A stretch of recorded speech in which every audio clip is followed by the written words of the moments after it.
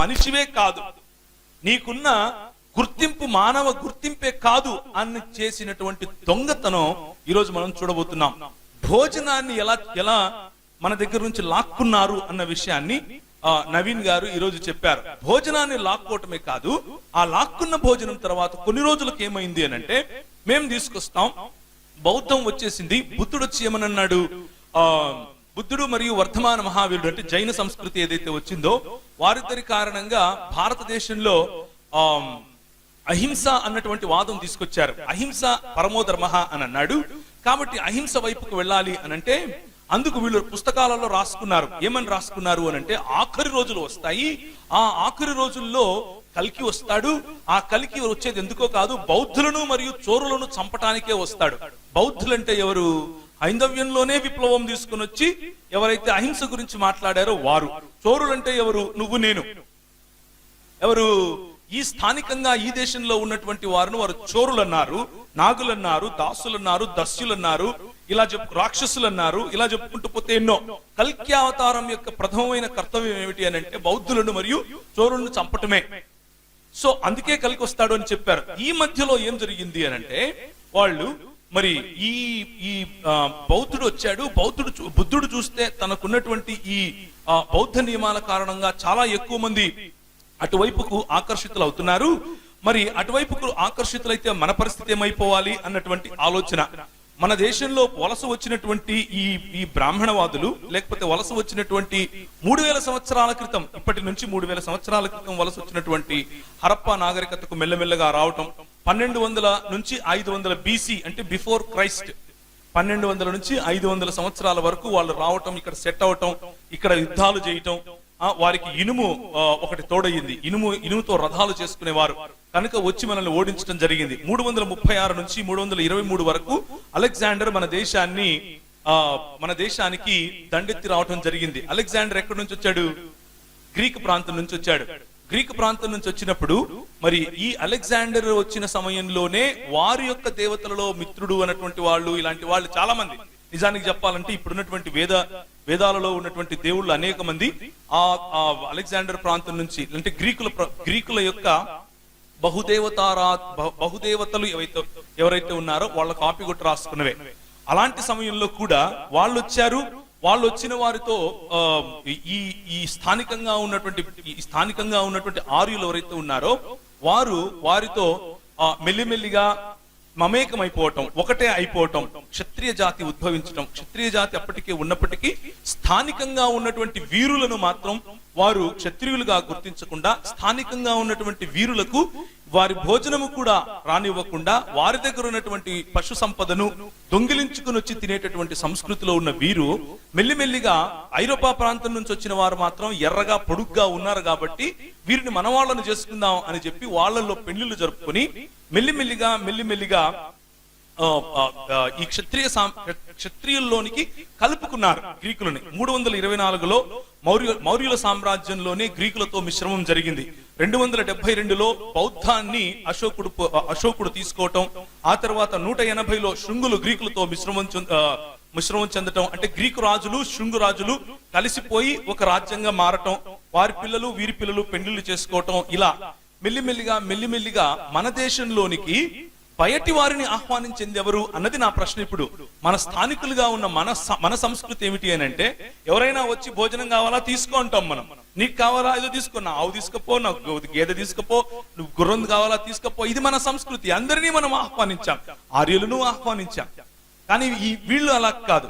ఈ ఆర్య జాతి ఏంటి అంటే, స్థానికంగా ఉన్న వారిని నాగులుగాను, దాసులుగాను, దస్యులుగాను చేసి వారు చావాలి, వారు పనికి రాకుండా పోవాలి, వారు ఏమాత్రము మనుగడలో ఉండకూడదు అన్నటువంటి ఆలోచన. బౌద్ధం విస్తరించింది ఆ రోజుల్లో. ఆ రోజుల్లో బౌద్ధం విస్తరించిన తర్వాత క్రీస్తు శకం 40 నుంచి 50 వరకు సైతీనులు, తర్వాత శకులు, ఇలాంటి వాళ్ళు, తర్వాత జొరాస్ట్రియనులు ఈ దేశానికి రావటం. అలా మెల్లిమెల్లిగా ఆ సమయంలోనే బొంబాయి మరియు ఇప్పుడున్నటువంటి కేరళ ప్రాంతాల్లో, అలాగే గుజరాత్ లో ఏకేశ్వరవాదమైనటువంటి ఇస్రాయేలు ప్రాంతం నుంచి వచ్చిన వారి యొక్క వలస కూడా అక్కడ ఉండేది. మన దేశంలో ఎవడబ్బ సొమ్ము కాదు ఇది. ఈ దేశం ఏ ఒక్కటి భూమి కాదు, స్థానికంగా ఉన్న మన భూమి. ఈ భూమిలోనికి బయట నుంచి వచ్చిన వాళ్ళు చాలా మంది వచ్చారు, అందులో ఆర్యులు ఒకరు. మిగిలిన వాళ్ళు మనతో అసిమిలేట్ అయ్యారు, కానీ వీళ్ళు మాత్రం మనల్ని రాక్షసుల్ని చేశారు, వీళ్ళు మాత్రం మనల్ని చోరులు చేశారు, వీళ్ళు మాత్రం మనకు జ్ఞానం అందకుండా చేశారు.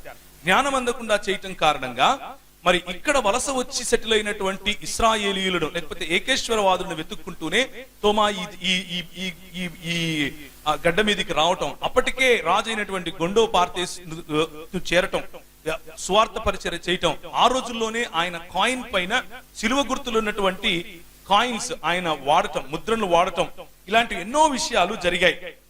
కనుక ఈ భూమి నాది కాదు అని నువ్వు అనుకోవటానికి వీల్లేదు. మన క్రైస్తవ లేకపోతే యూదా క్రైస్తవ సముదాయం ఉన్నటువంటి ఈ భూమి, యూదా క్రైస్తవ ఆలోచనలు ఉన్నటువంటి ఈ భూమి, వీళ్ళు రాక ముందు నుంచి ఉన్నాం అన్న విషయాన్ని గుర్తుంచుకోండి.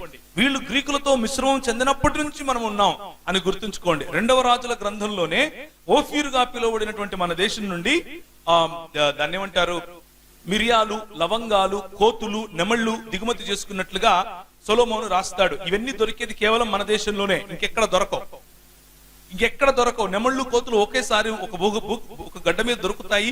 మిరియాలు, లవంగాలు అని అంటే అది కేవలం మన గడ్డే. కనుక ఆ 2వ రాజు గ్రంథంలో రాయబడినటువంటి ఓఫీరు అన్న దేశం ఇంకేదో కాదు, మన దేశమే. మన దేశానికి మరియు ఏకేశ్వరవాదం వచ్చినటువంటి ఇశ్రాయేలు ప్రాంతానికి ఉన్న సంబంధం ఇది. ఆ రోజుల్లో నుంచే అక్కడ భోజన అలవాట్లు ఏవైతే ఉన్నాయో ఇక్కడికి కూడా వర్తక వ్యాపారాల కనెక్షన్ కారణంగా భోజన అలవాట్లు సంస్కృతిలోకి రావడం, సంస్కృతిలో మిళితమవటం జరుగుతూ ఉంటాయి. దాని కారణంగానే మన స్థానికులు మరి దాన్ని ఏమంటారు, భోజనములో ఆవు మాంసం కానీ, గొడ్డు మాంసం కానీ, మేక మాంసం కానీ, గొర్రె మాంసం కానీ, వీటిని ఏ తేడా లేకుండా చక్కగా భోంచేశారు. కానీ వీరు మాత్రం నాకు శ్రేష్టమైనది కావాలి అని చెప్పి ఆవు మాంసాన్ని తినటం మొదలుపెట్టి, ఆ తరువాత బౌద్ధులు వచ్చి మన అహింస చేయాలి అన్నటువంటి బోధిస్తే ఎక్కువ మంది, ఇంక్లూడింగ్ అశోకుని కాలంలో రాజ మతముగా పేరొందినటువంటి బౌద్ధము కొన్ని లక్షల బౌద్ధ మఠాలు మన దేశం అంతట్లోనూ వ్యాపిస్తే అప్పుడు ప్రజలకు కోపం వచ్చింది. అర్రే ఇట్లా జరిగిపోతుంది అని చెప్పి ఆ రోజుల్లో వచ్చినటువంటి శంకరాచార్యుడు అనే వ్యక్తి కత్తివాతాన డిబేట్లు చేసి కాదు, డిబేట్లు చేశాడు, అది ఉంది, కానీ కత్తివాతాన ఈ దేశంలో ఉన్నటువంటి బౌద్ధ సామ్రాజ్యాన్ని నాశనం చేశాడు. ఈ దేశంలో ఉన్నటువంటి బౌద్ధ మఠాలు లక్షలు నాశనం చేశాడు. ఈ దేశంలో పుట్టి ఈ దేశంలో పరిడవిల్లినటువంటి బౌద్ధము ఈ రోజు శ్రీలంక ప్రాంతంగా వెళ్ళిపోయింది, అక్కడ బ్రతికుంది, ఈ దేశంలో చచ్చిపోయింది. నేపాల్కి వెళ్ళిపోయింది, అక్కడ బ్రతికుంది, ఈ దేశంలో చచ్చిపోయింది. ఒకానొకప్పుడు ఆఫ్ఘనిస్తాన్ మొత్తం బౌద్ధం, ఒకానొకప్పుడు కజాఖ్స్తాన్ మొత్తం బౌద్ధం, ఒకానొకప్పుడు తజికిస్తాన్ మొత్తం బౌద్ధం, ఒకానొకప్పుడు దాన్ని ఏమంటారు చైనా ఈ రోజుకు బౌద్ధమే, ఒకానొకప్పుడు జపాన్ వరకు వెళ్ళిపోయారు. థాయిలాండ్ అనంటే, థాయిలాండ్ అన్నది మన దేశం ఇలా ఉంటే రైట్ సైడ్ లో ఉన్న తోక ఏదైతే ఉంటుందో, ఇప్పుడు మనకు మేఘాలయ, దాని తర్వాత మిజోరాం, దాని కింద మనకేం కనిపిస్తుంది రంగూన్ ప్రాంతం అనంటే ఇప్పుడున్నటువంటి మయన్మార్ కింద థాయిలాండ్ మరియు మయన్మార్లను కలిపి ఏమని పిలిచారు అనంటే సియాం అని పిలిచారు. దాని క్రింద వస్తే అండమాన్, దానికి లెఫ్ట్ కు వస్తే శ్రీలంక, దాన్ని సిలోన్ అని పిలిచారు. ఇవన్నీ కూడా ఆ రోజుల్లో మాట్లాడినటువంటి మాటలు అయినటువంటి సంస్కృతం గొప్ప సంస్కృతం అని అంటూ ఉంటారు కదా, నిజానికి సంస్కృతం కాదు, పాలి భాషలోనే వీళ్ళు విస్తరించారు. పాలి భాషలోనే ఈ సియాం మరియు సిలోన్ మరియు ఈ ప్రాంతాలన్నీ కూడా బౌద్ధంలోకి వెళ్ళిపోయాయి. కానీ స్థానికంగా ఏ దేశంలో అయితే పుట్టిందో ఆ దేశంలో మాత్రం విభజించి పాలించే తత్వం కారణంగా చంపేశారు బౌద్ధాన్ని. అదే స్ట్రాటజీ ఈ రోజు క్రైస్తవుల పైన ఉపయోగించాలన్నది ఆధునిక అభినవ శంకరాచార్యులుగా పిలుచుకునేటటువంటి మన రాష్ట్రంలో ఉన్న వాళ్ళు వేసేటటువంటి వ్యూహం. కనుక అందుకని మీకు ఈ విషయాలు తెలియజేస్తున్నాం. క్రైస్తవ సంఘ సేవకులు మరియు నాయకులు మరి పెద్దలైనటువంటి వారు మనకు నేర్పించేది ఏమిటి అని అంటే, మనము సంఘటితం కావాలి, మనము ఈ విషయాలు తెలుసుకోవాలి. ఇది కొత్త కాదు. ఈ దేశంలో మనల్ని అణచివేసేటటువంటి కార్యక్రమాలు కొత్తగా జరుగుతున్నవేమీ కాదు. మన భోజనాలు మన దగ్గర ఉండనివ్వరు. మనం తినడానికి, మనం ఏం తినాలో వారు నిర్ణయిస్తారు, ఏం తినకూడదో వారు నిర్ణయిస్తారు, ఏం తినటం కారణంగా నువ్వు భ్రష్టు పట్టిపోతావో నిర్ణయిస్తారు. మొన్నటిదాకా నాకు ఏ గొడ్డు మాంసం అయితే కావాలన్నారో ఆ గొడ్డు మాంసం ఇప్పుడు ఏమైపోయింది, ఎందుకయింది అని అంటే వీళ్ళు ఒక పని చేశారు. సరే, నువ్వు దాసునివి, నువ్వు దస్యునివి, నువ్వు రాక్షసునివి, నిన్ను తాకకూడదు. అయితే మేము ఒక పని చేస్తాం, నీ నీడ పడితేనే మేము మైలైపోతాం కాబట్టి మా ఇంట్లో గోవులు చచ్చిపోయిన తరువాత నీకు భోజనంగా ఇస్తాం. ఇది జరిగినటువంటి ట్రెండ్. ఇప్పటి వరకు కూడా కొన్ని గ్రామాల్లో ఇదే జరుగుతుంది. కొన్ని గ్రామాల్లో గొడ్డు చచ్చిపోతే మన ఇళ్లలో ఉన్నటువంటి వాళ్ళకు ఫోన్లు చేసి, ఒరేయ్ వచ్చి మా ఇంట్లో గొడ్డు చచ్చిపోయింది తీసుకెళ్ళరా అని అంటారు. నేను రానండి అని అంటే కొడతారు. నేను రానండి, మొన్నటికి మన ఉత్తరప్రదేశ్ లో గొడ్డు చచ్చిపోయిందని తీసుకుపోలేదు అని చెప్తే, నువ్వు వచ్చి ఫలానా భంగీ సమాజానికి చెందినటువంటి వాడు వచ్చి తీసుకుపోలేదని చెప్పి, లేకపోతే ఫలానా చమార సమాజానికి చెందిన వాడు వచ్చి తీసుకుపోలేదని చెప్పి ఊరంతా కలిసి కట్టెలు పట్టుకొని వాళ్ళని చితకబాద. ఇది మీ పనిరా, మిమ్మల్ని మేము అందుకే పెట్టాం అని అంటారు. ఎందుకు ఈ భావజాలం వచ్చింది అని అంటే, ఏదైతే అశుద్ధమో, ఏదైతే తాకనో, ఏదైతే నీచమో అది నీకు అని చెప్పేటటువంటి సంస్కృతి ఇది. అందుకు బీఫ్ గురించి మాట్లాడాము. మొదట మనకు ముందు భోజనం అన్నది శ్రేష్టమని తెలిస్తే నాది అని అంటాడు. ఇప్పుడు వేరే భావజాలం వచ్చి నువ్వు అహింస చెయ్యాలి అని అంటే అహింసను తీసుకుని ఇంకొక వైపు మీరు తినండి అని వారికి నేర్పిస్తాడు. ఇది నాశనం అయిపోయినా పర్వాలేదు, నువ్వు మాత్రం తినడానికి వీల్లేదు అని అంటాడు. ఆ తరువాత చచ్చిన తర్వాత అది అశుద్ధం కదా, ఇప్పుడు తిను అంటాడు. నేను తినను అని అంటే నువ్వు తిని తీరాల్సిందే అని అంటాడు.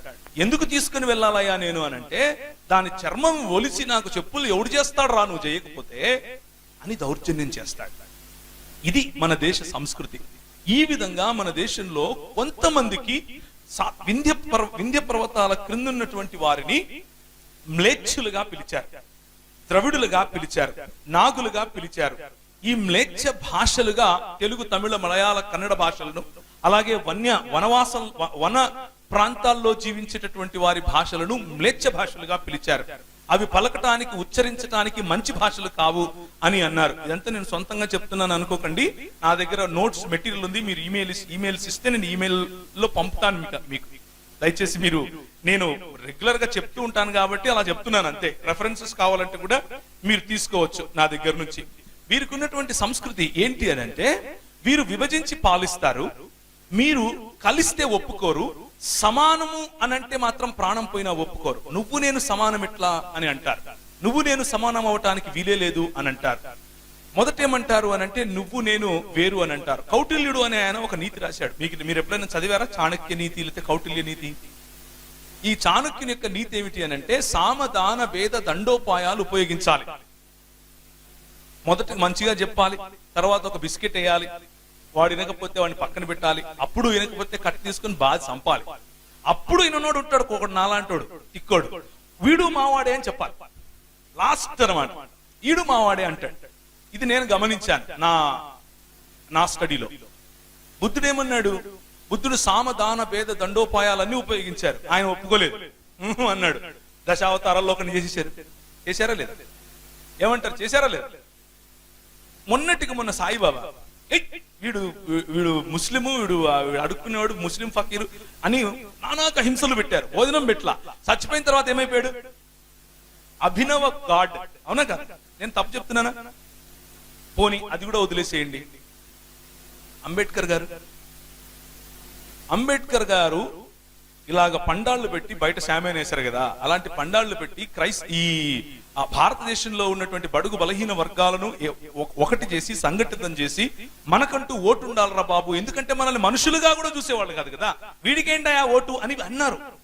వీడికి ఓటిస్తే ఒప్పుకోను అని సత్యాగ్రహాలు చేసిన పెద్ద మనుషులు కూడా ఈ రోజు మనకు ఉన్నారు. చెప్పడం ఎందుకులే, అర్థమైందా? వీళ్ళకు ఓటు ఇవ్వటం ఏంటి, ఓటు ఇవ్వడానికి వీలు లేదు అని సత్యాగ్రహాలు చేశారు పెద్ద మనుషులు మన దేశంలో. ఆయన పండాళ్లు పెట్టి వీళ్ళకు కూడా ఓటు కావాలి, వీళ్ళు మనుషులే, వీళ్ళు కూడా దేవుని స్వరూపంలో ఉన్నారు. ఆయనకు ఆ భావజాలం ఎక్కడి నుంచి వచ్చింది? మనువాదంలో నుంచి వచ్చిందా? 66 పుస్తకాలు ఉన్నటువంటి బైబిల్ గ్రంథంలో వచ్చింది. దేవుని స్తోత్రం కలుగును గాక. ఈ రోజు అంబేద్కర్ మన దేశంలో ఉన్నాడు అని అంటే మన తల్లిదండ్రులు, మన తల్లిదండ్రులు అయినటువంటి మిషనరీల కారణంగా ఆయన ఉన్నాడు. ఎందుకు అనంటే అంబేద్కర్ గారు చదువుకున్నటువంటి సమయంలో జ్యోతిరావు ఫూలే గారు ఒకానొక సమయంలో మొట్టమొదటి స్కూల్ పెట్టడం, లేకపోతే అంటే ఎవరికి బ్రాహ్మణ క్షత్రియ వైశ్యులకు కాకుండా శూద్రులకు మరియు పంచములకు కూడా స్కూల్ పెట్టిన వాళ్ళలో ఆయన ఒకడు. ఆయన భార్య అయినటువంటి సావిత్రిబా ఫూలే గారు టీచర్ గా ఆయనే ట్రైన్ చేసి మరీ పెట్టించాడు. కానీ సావిత్రిబా ఫూలే గారు చదివిన స్కూల్ ఏంటి అర్థమవుతుందా? మన తల్లిదండ్రులు పెట్టిన స్కూల్, మన మిషనరీ తల్లిదండ్రులు పెట్టిన స్కూల్. కనుక ఈ అంబేద్కర్ గారిని ఆయన పండాళ్ళు పెట్టినప్పుడు వచ్చి ఏ తిలక్ గారైతే లోకమాన్యుడు అని పిలుస్తారు కదా, గుర్తుందా మీకు? లోకమాన్య తిలక్ గారు ఆయన వచ్చి ఈయనను అడ్డుకునేవాడు. వీడు ఉండడానికి వీల్లేదు, మా మనుస్మృతిని భ్రష్టు పట్టిస్తున్నాడు, మా మనుస్మృతిని రోడ్డు మీదకి వచ్చి కాల్ చేస్తున్నాడు, వీడిని చంపేస్తాం, అది చేస్తాం, ఇది చేస్తామని ఆయనకున్నటువంటి పత్రికల్లో ముద్రించి భయంకరంగా తిట్టి భయంకరంగా ఇచ్చేశాడు. అలాంటిది ఆయన రాజ్యాంగాన్ని రాసి మొత్తం ఆయన దాన్ని ఏమంటారు, బడుగు బలహీన వర్గాలందరికీ కూడా ఒక రోల్ మోడల్ అయిపోతే ఈరోజు దండేందే బయటికి వెళ్ళరు మావాడే అంటారు. అర్థమైందా? సామదాన భేద దండోపాయాలు ఏది పని చేయకపోతే మావాడే అంటారు. ఇదే రేపు క్రైస్తవ్యానికి కూడా జరగబోతా ఉంది. ఇదే రేపు క్రైస్తవ నాయకులకు కూడా జరగబోతా ఉంది. నేను ఎందుకు ఈ మాట చెప్తున్నాను అనంటే మొన్న దాన్ని ఏమంటారు, కొన్ని రోజుల క్రితము మన ఆంధ్ర ప్రాంతాన్ని సుభిక్షంగా చేసినటువంటి, లేకపోతే గోదావరి ప్రాంతాన్ని, అక్కడ ఉన్నటువంటి డ్యామ్, లేకపోతే అక్కడ ఉన్నటువంటి ధవళేశ్వరం ప్రాజెక్టు మరియు ఆ నీళ్లను సరైన కెనల్స్ ద్వారా ఊళ్ళకు పంపించి మంచిగా అక్కడ పంటలు పండేదానికి కారణమైనటువంటి ఆర్థర్ కాటన్ గారి గురించి నేను కొన్ని మంచి మాటలు చెప్పాను. నేనొక్కనే కాదు, దేశంలో అందరూ చెప్పారు. అందుకు దేశంలో చెప్పిన మిగిలిన పండితులు, మిగిలిన పూజారులు మాత్రం గొప్పోళ్ళు. నేను క్రైస్తవుణ్ణి కాబట్టి నేను ఎవరిని పొగిడాను? ఆర్థర్ కాటన్ గారిని పొగిడాను. కాబట్టి సడన్ గా నేను ఏమైపోయాను? దేశద్రోహిని అయిపోయాను. ఎందుకు? వీడు తెల్లోళ్ళ తొత్తు. ఇప్పుడు గమనించండి, ఈ దేశంలో ఉన్నటువంటి మైండ్ వాషింగ్ మెంటాలిటీ ఎలా ఉంటుందో గమనించండి. ఏంటి ఈ ఫాసిస్ట్ టెక్నాలజీ అంటే, ఈ దేశంలో మంచంతా కూడా మన దగ్గర నుంచే ఉంటుంది, మంచి ఎంతైనా సరే బయట నుంచి వస్తే అది మాత్రం చెడే అన్నటువంటి మెంటాలిటీ. అందుకనే మన దేశ ప్రధాని కూడా అంటాడు ఏమని, ఈ విమానాలు ఏముంది, మా పురాణాల్లో ఎన్నో ఉన్నాయి. అచ్చా అవునా, మనం ఎందుకు కనపడవే ఎక్కడ, మాది వైర్లెస్ టెక్నాలజీ అన్న అంటాడు. ఇది మన పరిస్థితి. మనము ఉన్న సత్యాన్ని సరిగ్గా తీసుకోవటానికి ఇబ్బంది పడతాం, ఉన్న సత్యాన్ని అంగీకరించడానికి ఇబ్బంది పడతాం. మనం చదువుకున్న చదువు అయినా సరే, మన సంస్కృతి అయినా ఏం నేర్పింది? మంచి అన్నది మంచే, అది తెల్లోడు నుంచి వచ్చినా మంచే, నల్లోడు నుంచి వచ్చినా మంచే, స్థానికంగా వచ్చినా మంచే. చెడన్నది చెడే, అది తెల్లోడు చేసినా చెడే, నల్లోడు చేసినా చెడే, ఎవరు చేసినా చెడే, మన ఇంట్లో వాళ్ళు చేసినా చెడే. ఈ భావజాలం మనకి ఎక్కడి నుంచి వచ్చింది?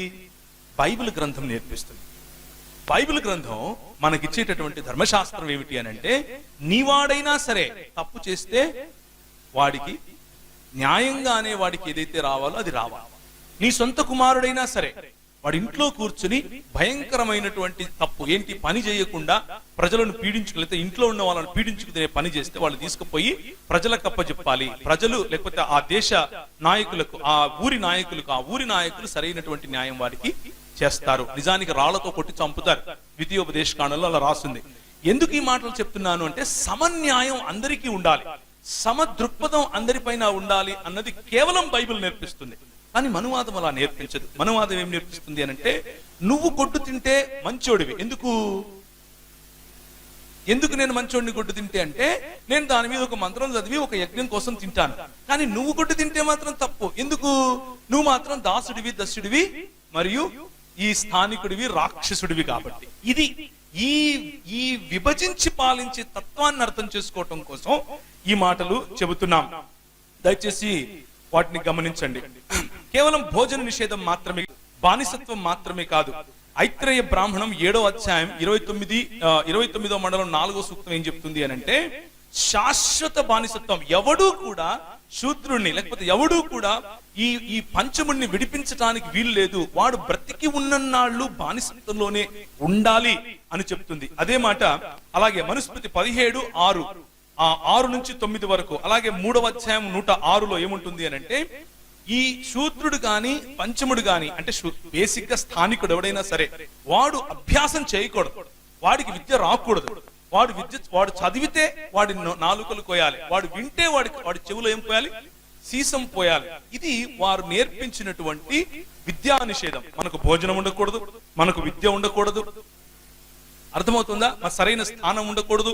రోటీ కపడా మకాన్, మనం రోటీ గురించి చూసాం, కపడా గురించి కూడా చూద్దాం, ఇప్పుడు తర్వాత మకాన్ గురించి కూడా చూస్తాం. రైట్?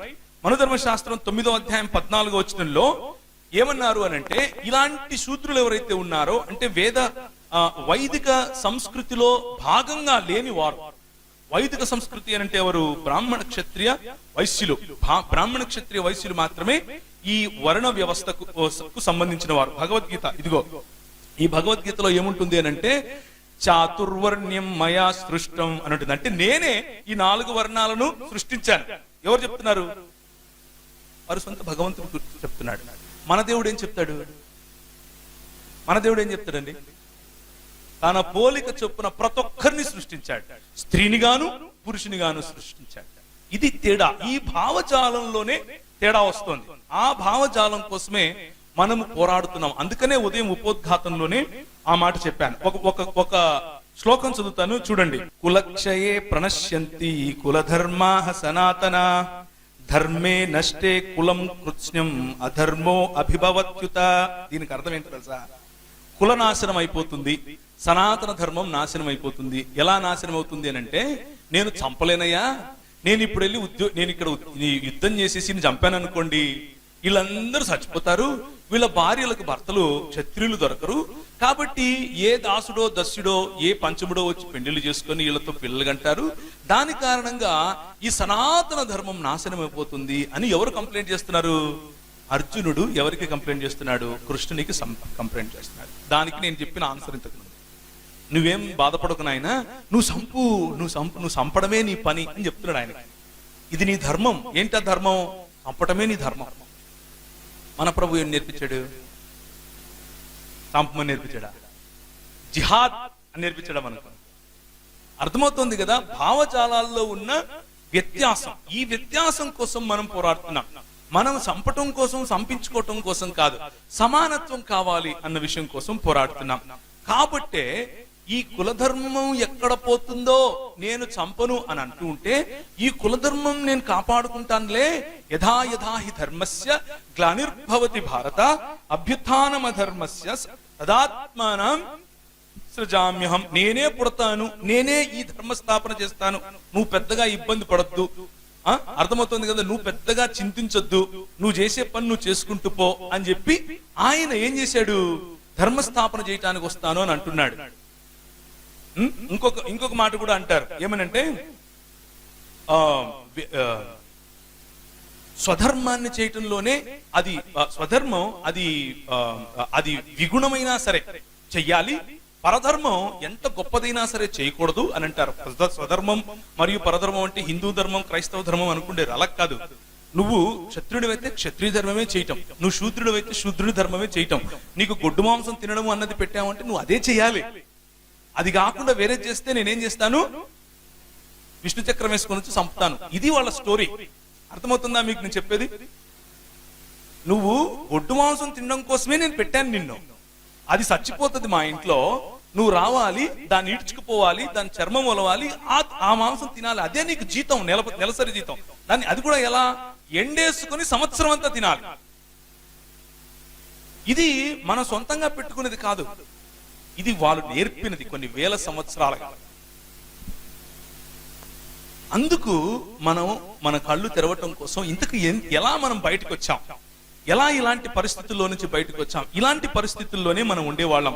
ఆస్తి నిషేధం చేశారు. మనుస్మృతి 8వ అధ్యాయం 417, 10వ అధ్యాయం 129. విముక్తి చేసే అధికారం ఎవరికీ లేదు అని చెప్పారు. మనుస్మృతి 8వ అధ్యాయం 56 నుంచి 59 వరకు.